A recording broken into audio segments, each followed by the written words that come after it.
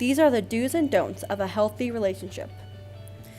According to Pew Research Center, 35% of teenagers have some type of romantic experience, while 14% are currently in what they consider to be a serious relationship. The typical teenage relationship lasts between a few months and 2 years. According to Children's Safety Network, dating abuse affects around 1 out of 10 high school students. 10% of high school students had been physically hurt by a dating partner. Teens tend to stay in toxic relationships because they are scared, don't know whether a relationship is toxic or just intense, or have feelings for the abuser and hope things will change. This video will cover 5 important aspects of a successful relationship and situational examples on these 5 aspects. Please keep in mind the characters and topics discussed by these characters are fictional and do not relate to this school or anyone you may know. This is Luke and Jessica. They have been dating for 3 weeks, and they met in health class where they learned about healthy relationships. They learned individuality, physical boundaries, respect, honesty, and communication are the most important aspects of maintaining a healthy relationship. This is Brittany and Michael. They have also been dating for 3 weeks and began dating when their best friend set them up. They hardly know each other and have a hard time working together to make their relationship successful.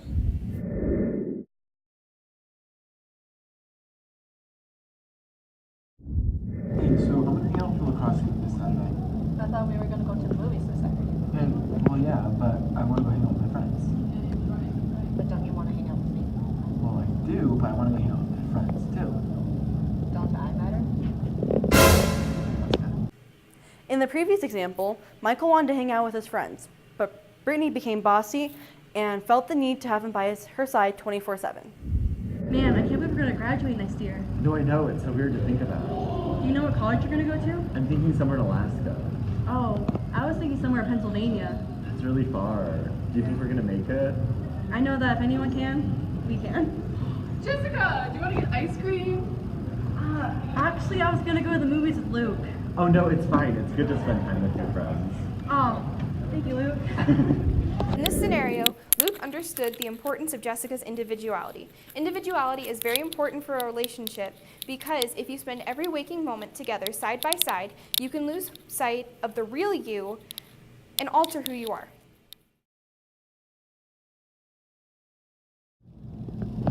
What are you looking at?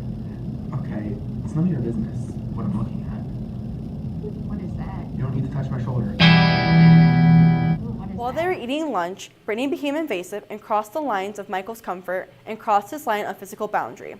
But Michael should have been more respectful when expressing his boundary, and Brittany should have been more understanding when given the boundary. That physics test was so hard, and I didn't know anything on it. He didn't teach us anything that was supposed to be on it, and I kind of hate him because he's the worst teacher ever. No, I know, me too. I know we've been dating for a long time, but I'm not quite comfortable with you putting your arm around my waist yet. Oh, I'm sorry. In the future, I'll try to be more respectful of your boundaries. Thanks. Anyways, I hate him. In this case, Jessica knew the limit of her boundary and very respectfully and kindly expressed her discomfort, and Luke knew immediately to back off and respect her boundary. You need physical boundaries and respect in order to communicate properly.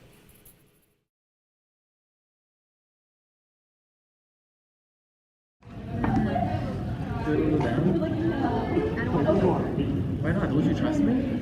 It's a little personal. And I'm not a part of your personal life? There we go. Hey, Michael. How's it going? Pretty good. I had a lot of fun Friday. Me too. I've been missing you. Yeah. Yep. Going this Saturday instead? Aren't you hanging out with that, Brittany girl? No, I can cancel.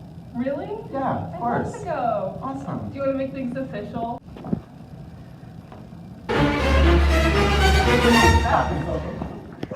As you just witnessed, Brittany had a hard time communicating her feelings, and after brushing him off, Michael angrily stomped off to someone who could properly communicate with him, and by doing so, hurting his honesty and respect for his relationship with Brittany. Talking here for a second.